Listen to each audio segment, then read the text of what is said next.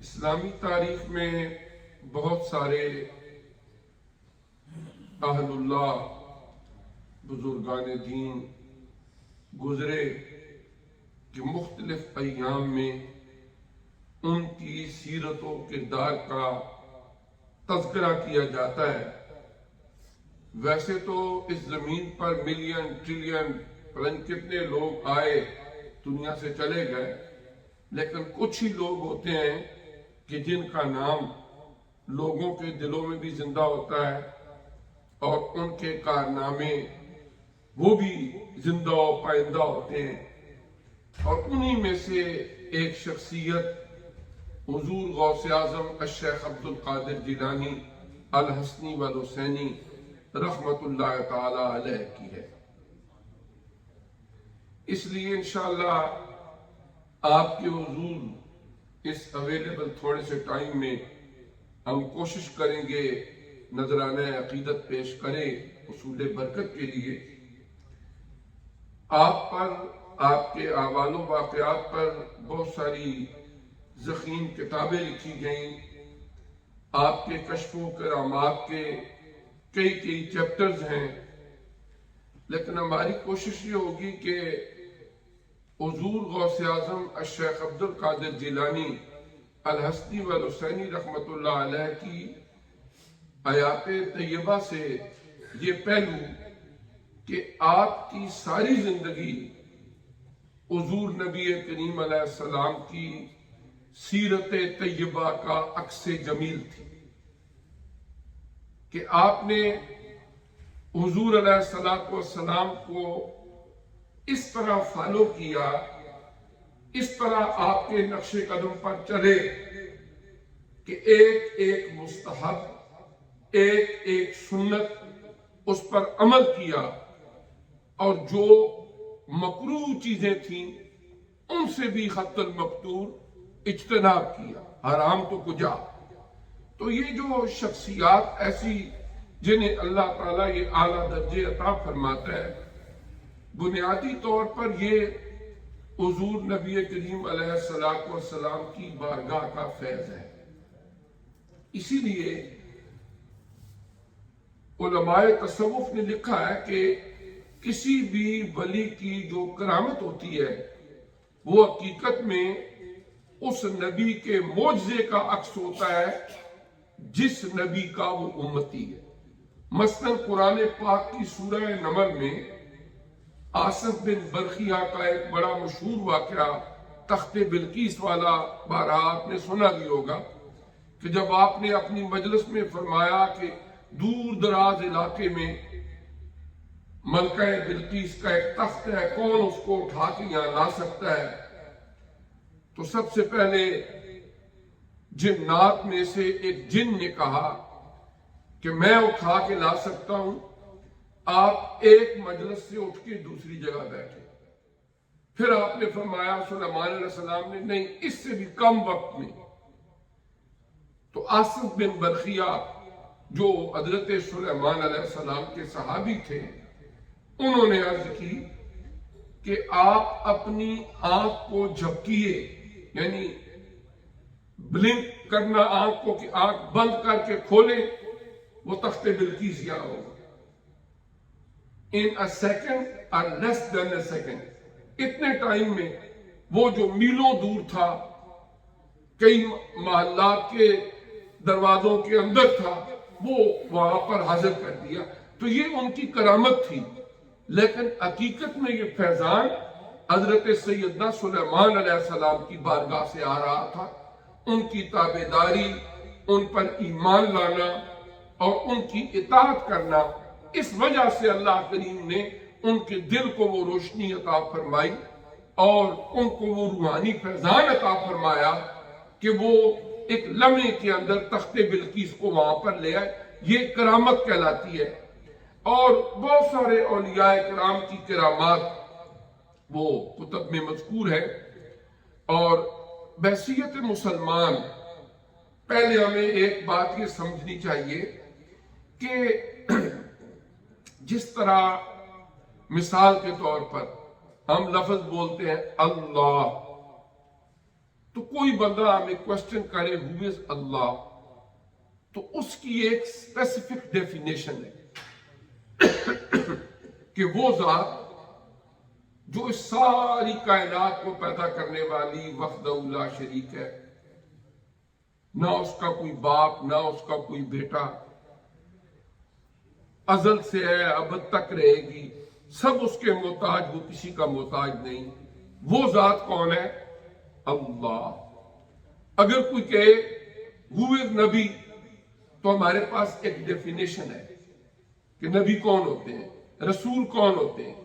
اسی طرح کوئی کہے ایک صحابی کیا ہے، ہمارے پاس اس کی ایک تعریف ہے کہ جن لوگوں نے حضور علیہ السلام کو دنیا کی زندگی میں ایمان کی حالت میں دیکھا، آپ سے ملاقات کی، اسی حالت میں دنیا سے گئے، وہ اولو العزم ہستیاں کون ہیں؟ صحابہ کرام۔ ان کے اوصاف قرآن میں بیان ہوئے۔ عرض کرنے کا مقصد یہ ہے کہ جب ہم قرآن پاک میں پڑھتے ہیں الا ان اولیاء اللہ لا خوف علیہم ولا هم یحزنون، اس طرح اور کئی مقامات پر اللہ کے ولیوں کا ذکر آیا ہے۔ اب پہلے نمبر پر ہمیں یہ پتا ہونا چاہیے کہ ایز بینگ مسلمان ولی کہتے کس کو ہیں؟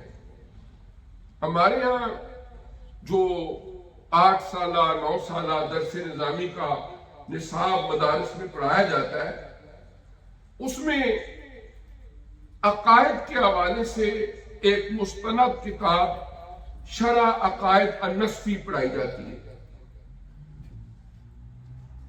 اور وہ عقائد کی مسلم کتاب ہے کہ جس کے اندر ہمارے توحید، رسالت، صحابیت، تابعین، تبع تابعین، اسی طرح دیگر جو مختلف ہمارے بنیادی عقائد ہیں، ایلیمنٹس آف ایمان ہیں، ان کا بالتفصیل تذکرہ ہے۔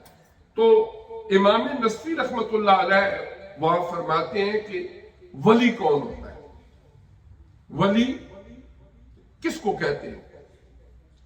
انہوں نے یہ تعریف کی کہ الولی هو العارف باللہ تعالی وصفاتہ المواظب علی الطاعات المجتنب عن المعاصی المعرض عن الانہماک فی اللذات والشہوات وکرامات الاولیاء حق۔ وہ فرماتے ہیں کہ شریعت اسلامیہ میں ولایت کا جو مقام ہے، جس کو ولی کہا جاتا ہے، پہلے نمبر پر الولی هو العارف باللہ تعالی وصفاتہ، جسے اللہ کی ذات و صفات کی معرفت نصیب ہو۔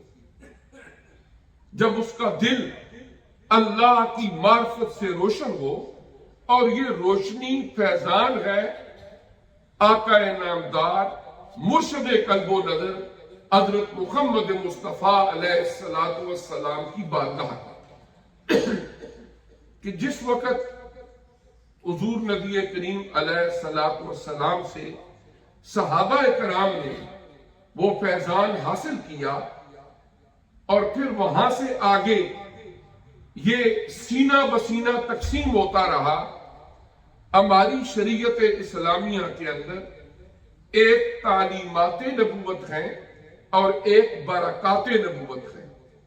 تعلیمات نبوت جو ہم کتابوں میں پڑھتے ہیں، نقل ہوتے ہوتے قرآن، حدیث، فقہ، علم کلام، یہ سیرت، مختلف موضوعات پر لکھی گئی کتابیں، ان کے اندر وہ ظاہری تعلیمات کا علم موجود ہے۔ پھر ایک ہے برکات نبوت، کہ جو بظاہر انویزیبل ہوتی ہیں، لیکن جو آدمی اس پروسیس سے گزرتا ہے، اسے فیلنگ ہوتی ہیں، اس کو پتا چلتا ہے کہ برکات نبوت کا فیضان جب دلوں تک آئے تو آدمی کا اندر کیسے تبدیل ہوتا ہے، ایمان کو کیسے تقویت ملتی ہے، اور پھر جب دل ہر طرح کی آلائشوں سے پاک ہو جاتا ہے تو پھر بیٹھا ہے چٹائی کے مگر عرش نشین۔ وہ کیفیت بھی اللہ تعالیٰ نصیب فرما دیتے. اور پھر اسلامی شریعت کے اندر ولایت کسی کی وراثت نہیں ہے. ولایت کسی کی وراثت نہیں ہے کہ کوئی مثال کے طور پر ایک بندہ گدی نشین ہے تو اس کا بیٹا ہی ولی ہوگا. یہ کوئی ضروری نہیں ہے. ہمارے بزرگوں کا ہمیشہ سے طریقہ کار یہ رہا کہ جو لوگ ان کی مجلس میں آتے لطائف مراقبات اور جو ایک طریقہ کار ہے پیوریفیکیشن آف انر سیلف کا، اندر کی صفائی کا، جو آدمی اس میں جتنی محنت کرتا پھر اللہ تعالیٰ جتنا فضل اور کرم فرماتا، جس کو وہ اسی کو اپنے مسند پر بٹھاتے کہ یہ اس اہل ہے کہ میرے دنیا سے جانے کے بعد جو لوگ آئیں گے اس فیضان کو لینے کے لیے یہ اس کو تقسیم کر سکتا ہے، ان کی روحانی تربیت کر سکتا ہے. یہ اصل میں حقیقی تصوف کی یہ صورتحال تھی. لیکن جب یہی مسند روحانیت تقسیم کرنے کی بجائے ذریعہ معاش بن جائے تو پھر ایک وراثت کی شکل اختیار کر جاتا ہے کہ ظاہر ہے کسی دوسرے کو بٹھائیں گے تو وہ نذرانے وہ ساری چیزیں اسے چلی جائیں گی.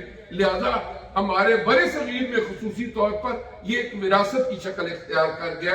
لیکن اسلامی شریعت کے اندر ولایت یہ کسی کا اپنا کمال نہیں ہے، یہ اللہ کی عطا ہے اور اللہ جس کو چاہتا ہے جو مقام دیتا ہے. حضور علیہ الصلوۃ والسلام جب مکہ مکرمہ میں تھے لوگ اعتراض کرنے لگے. قرآن میں موجود ہے کہ حضور علیہ الصلوۃ والسلام ایک پیدا ہوئے تو یتیم بچے تھے، مالی لحاظ سے بھی زیادہ سٹرانگ نہیں ہیں. وہ کہتے کہ اگر اللہ تعالیٰ نے کسی کو نبی ہی چننا ہوتا تو ہم قبیلوں کے بڑے بڑے سردار موجود ہیں، ہم میں سے کسی کو اللہ تعالیٰ نومینیٹ کرتے جاؤ تم نبی، ہم کیسے مان لیں کہ یہ نبی ہیں. اللہ نے اس کا کیا جواب دیا کہ اے پیارے نبی صلی اللہ علیہ وسلم ان سے پوچھو اَهُمْ يَقْسِمُونَ رَحْمَةَ رَبِّكَ، کیا تیری رحمت کو، تیرے رب کی رحمت کو تقسیم کرنے والے یہ ہیں کہ تیرا رب ان سے پہلے پوچھے کہ میں کس کو کیا مرتبہ دوں؟ یہ اس کی تقسیم ہے جس کو جو مقام عطا فرمائے. تو اس طرح یہ ہے کہ حضور نبی کریم صلی اللہ علیہ وآلہ وسلم کی جہاں تک تعلیمی تعلیمات قیامت تک محفوظ رہیں گی. آج قریباً 14-15 صدیاں گزر گئیں، آج تک الحمدللہ بے شمار کوششوں کے باوجود قرآن پاک کے اندر کوئی تخریب، کوئی امینڈمنٹ، کوئی تبدیلی نہیں کی جا سکی. اسی طرح حضور علیہ السلام کے ارشادات عالیہ بھی محفوظ ہیں اور آپ کا طریقہ کار جو زندگی گزارنے کا وہ بھی بحمد اللہ تعالیٰ کئی اتار چڑھاؤ اپس ڈاؤن کے باوجود محفوظ ہے. اسی طرح وہ فیضان نبوت بھی جاری ہے. البتہ جس طرح اللہ نے ہمیں ایک شعور دیا ہے، باقی معاملات کے اندر ہم پہچان کر سکتے ہیں اچھے برے کی، صحیح غلط کی، وہاں پر اس کی بھی پہچان کر سکتے ہیں. اور حضور غوث اعظم الشیخ عبد القادر جیلانی رحمت اللہ تعالی علیہ آپ بھی انہی اولیاء کرام میں سے ایک اعلیٰ مرتبے کے ولی اللہ ہیں جن کو غوثیت کا مرتبہ نصیب ہوا. اور پھر ان کی پوری زندگی حضور علیہ السلام کی سیرت طیبہ کا عکس جمیل ہے. آپ پیدا ہوئے، ابھی بچپنا تھا، والد صاحب فوت ہو گئے، یتیمی کی حالت میں تھے. آپ کے نانا جان نے آپ کی پرورش کی. 17 ایئر تک جو جیلان کا قصبہ تھا وہاں پر آپ نے جہاں پیدا ہوئے اور جس کی نسبت کے آپ کو جیلانی بھی کہا جاتا ہے، جیلانی بھی کہا جاتا ہے، وہاں پر گزارے اور وہاں پر حفظ قرآن کیا، دین کی تعلیم حاصل کی. اس کے بعد 18 ایئرز کی ایج میں آپ کی والدہ ماجدہ نے آپ کو اعلیٰ تعلیم کے حصول کے لیے، اس زمانے میں بغداد ایک بہت بڑا مرکز تھا، اور بغداد کا جامعہ نظامیہ، وہاں پر ایک یونیورسٹی تھی اس دور کی، کئی ہزار طلباء وہاں ہاسٹل میں رہتے تھے، اور اس طرح حضور غوث اعظم الشیخ عبد القادر جیلانی الحسنی والحسینی رحمۃ اللہ علیہ اعلیٰ تعلیم کے لیے بغداد چلے گئے۔ آج جو ہمارا درس نظامی کہلاتا ہے، یہ اسی جامعہ نظامیہ بغداد کی وجہ سے آگے جو انہوں نے نصاب تعلیم مرتب کیا، محنت کی، اس میں قرآن پاک، حدیث، فقہ، علم کلام کے جتنے بھی علوم پڑھائے جاتے تھے، اسی کو آگے اس لیے درس نظامی کہا جاتا ہے۔ تو جامعہ نظامیہ میں آپ نے داخلہ لیا، وہاں پر تعلیم حاصل کی۔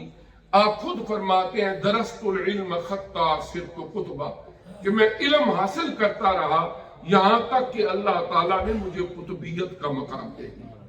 یعنی آپ کا صرف آپ کی کشف و کرامات ان کو بیان کر دینے سے حق ادا نہیں ہوتا، بلکہ ظاہری طور پر ایک طرف آپ نے ظاہری علوم حاصل کیے۔ حضرت امام احمد بن حنبل رحمۃ اللہ علیہ کے آپ مقلد تھے، اور پھر اس کے ساتھ ساتھ حضرت حماد رحمۃ اللہ علیہ بغداد میں بہت بڑے ولی اللہ تھے، ان سے آپ نے بیعت کی، اکتساب فیض کیا۔ پھر اللہ تعالیٰ نے آپ کے وجود کی برکت سے لکھوک ہا انسانوں کو ہدایت کا رستہ دکھایا۔ اور ظاہری علم کے حوالے سے اخبار الاخیار شیخ عبدالحق محدث دہلوی رحمۃ اللہ علیہ کی ایک بڑی مشہور کتاب ہے پرشین میں۔ اس میں ان اخبار الاخیار کا مطلب ہوتا ہے، اخیار کہتے ہیں نیک لوگ، خیر والے لوگ، اہل اللہ، کہ اہل اللہ کی خبریں، کہ جو اللہ کے نیک بندے گزرے ہیں ان کے احوال حیات۔ اس میں انہوں نے لکھا ہے، ضخیم کتاب انہوں نے لکھی۔ انہوں نے حضرت شیخ عبدالحق محدث دہلوی رحمۃ اللہ علیہ نے حضور غوث اعظم الشیخ عبد القادر جیلانی رحمۃ اللہ علیہ کا بھی تذکرہ کیا، تو وہاں انہوں نے ایک واقعہ لکھا ہے کہ جب آپ بغداد میں تھے تو وہاں کے جو علماء تھے ان کے پاس ایک مسئلہ آیا کہ ایک بندہ ہے، اس نے قسم اٹھائی ہے کہ اگر میں کوئی ایسی عبادت نہ کروں کہ زمین پر کوئی بھی نہ کر رہا ہو تو میری منقوہ بیوی کو 3 طلاق۔ اب کہہ بیٹھا، اب جس وقت وہ مسئلہ علماء کے پاس آیا تو بڑے پریشان ہوئے کہ اس کو ہم کہیں نفل پڑھو، اس کو ہم کہیں ذکر اذکار کرو، کیا گارنٹی ہے کہ دنیا میں کوئی اور نہیں کر رہا؟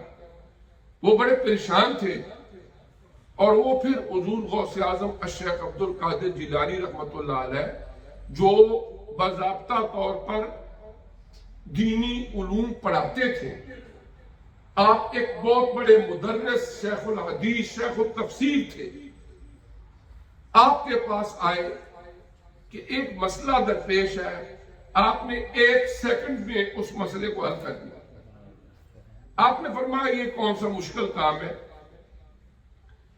خانہ کعبہ شریف کو لوگوں سے خالی کرا کہ اس بندے کو کہو طواف کر لے، اور دنیا میں کوئی خانہ کعبہ ہے ہی نہیں کہ کوئی اور بھی طواف کر رہا ہو، لہذا یہ اس کی یونیک عبادت ہوگی جو دنیا میں کوئی نہیں کر رہا ہوگا۔ اس طرح اس کی اہلیہ، یہ جو اس نے شرط رکھی ہے، یہ پوری ہو جائے گی اور طلاق سے بچ جائے گی۔ تو اسی وقت آپ نے اس مسئلے کو حل فرما دیا۔ اور پھر حضور غوث اعظم الشیخ عبد القادر جیلانی رحمۃ اللہ تعالی علیہ نے اپنی ساری زندگی حضور علیہ الصلوۃ والسلام کے اس دین کو پھیلانے میں صرف کی۔ آپ نے مجالس ذکر قائم کی، اور جتنے بھی اولیاء اللہ گزرے ہیں ان کے مختلف جو اوصاف ہیں، کمالات ہیں، کچھ علاقائی کلچر کے حساب سے مختلف ہو سکتے ہیں، لیکن ایک چیز ان کا کمبائن مشن رہا، اور وہ کمبائن مشن کیا تھا کہ وہ خود بھی اللہ تعالیٰ کا کثرت سے ذکر کرنے والے تھے، اور جو لوگ ان کے متوسلین تھے، ان کے پاس اٹھنے بیٹھنے والے اور ان سے عقیدت رکھنے والے تھے ان کو بھی وہ اللہ تعالیٰ کے ذکر کی طرف لگاتے. اور اس کا حکم بارہا اللہ تعالیٰ نے قرآن پاک میں ارشاد فرمایا فَاذْكُرُونِي أَذْكُرْكُمْ. فرمایا پس تمہیں یاد کرو، تم مجھے یاد کرو میں تمہیں یاد کروں. فَاذْكُرُونِي أَذْكُرْكُمْ. تابعین میں سے ایک بہت بڑے بزرگ گزرے ہیں، اللہ کے نیک بندے، اللہ کے ولی، حضرت سیدنا سفیان ثوری رحمت اللہ علیہ. وہ جب منبر پہ بیٹھ کے خطبہ دیتے تو وہ فرمایا کرتے تھے کہ میرا اللہ جس وقت مجھے یاد کر رہا ہوتا ہے تو مجھے پتا ہوتا ہے کہ اس وقت اللہ کی ذات مجھے یاد کر رہی ہے. لوگ حیران ہوتے کہ ایک عام آدمی، انسان کمزور ہے، کیسے اس کو پتا ہو سکتا ہے کہ اس وقت مجھے اللہ یاد کر رہے ہیں. تو جب کسی نے پوچھا کہ اس کا ثبوت کیا ہے، آپ نے فرمایا اس کا ثبوت قرآن میں موجود ہے.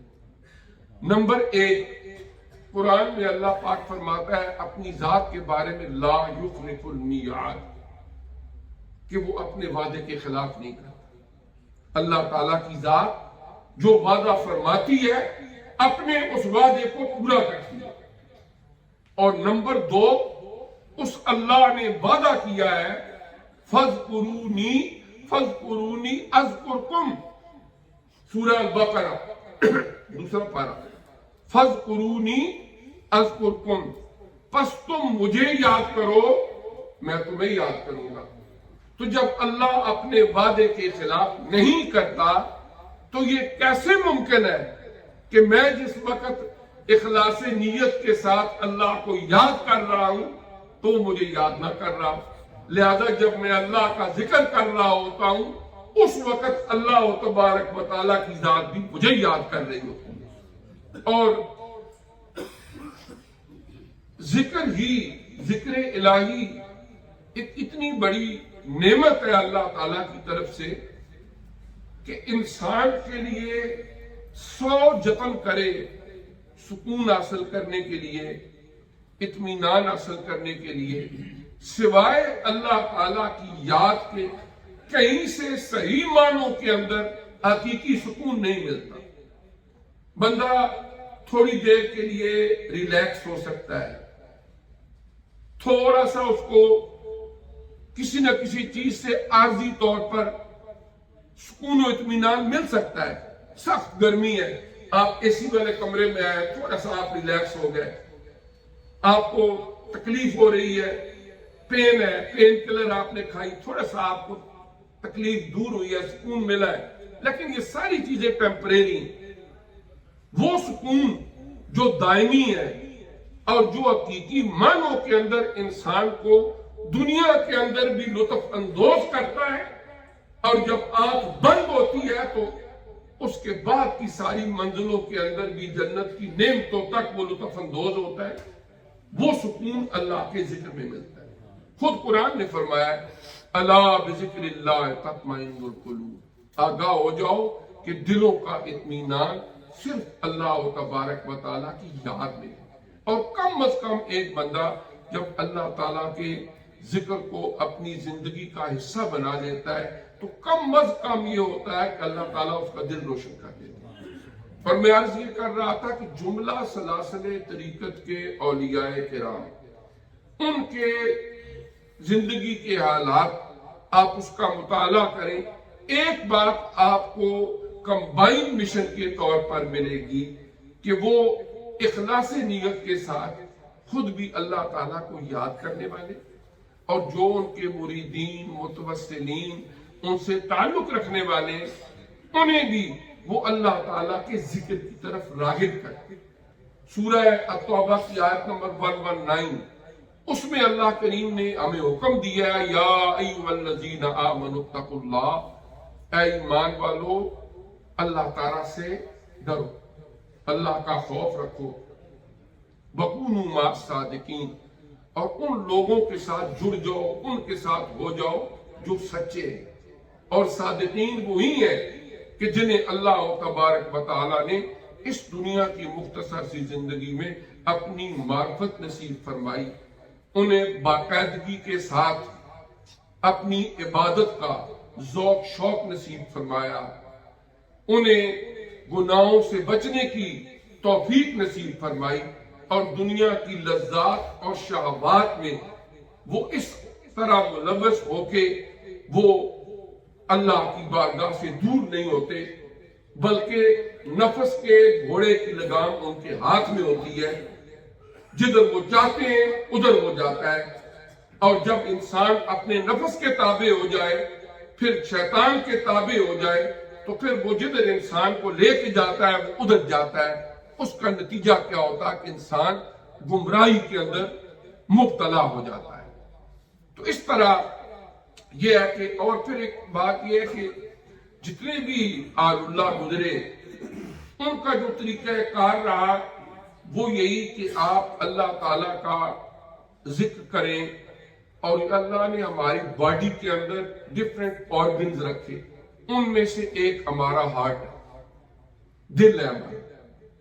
حضور علیہ الصلوۃ والسلام کی ایک حدیث مبارکہ آپ نے فرمایا، ان فی الجسد لمضغۃ اذا صلحت صلح الجسد کلہ واذا فسدت فسد الجسد کلہ الا وہی القلب، کہ انسانی باڈی کے اندر اللہ نے گوشت کا ایک لوتھڑا، ایک پارٹ رکھا ہے، اگر وہ ٹھیک ہو جائے پورا جسم ٹھیک، اگر وہ بگڑ جائے تو پوری زندگی کا نظام بگڑ جاتا ہے۔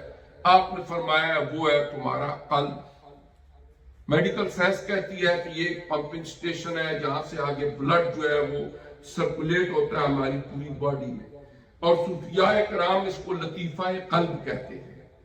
اور جتنے بھی صوفیاء کرام کے آپ سلاسل دیکھیں گے وہاں پر وہ کہتے ہیں لا الہ الا اللہ، دل کے اوپر ضرب لگائے، آنکھ، کان، ٹانگیں، آپ ان کو بھی تو ضرورت ہے، لیکن وائی اونلی ہارٹ؟